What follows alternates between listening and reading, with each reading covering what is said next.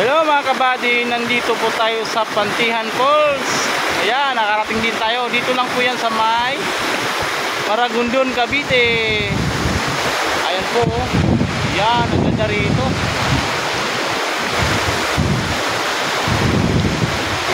Ayan po mga kabady. Ayan, pwede tayong tumalon dyan. Pero medyo malalim din. Ayan, ang lalim yan, no? Oh, ayan, lalim. Ayun. Yun.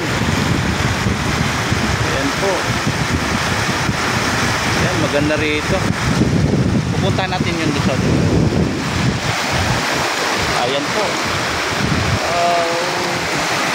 Ayan yung misis ko. Nagbi-video rin siya.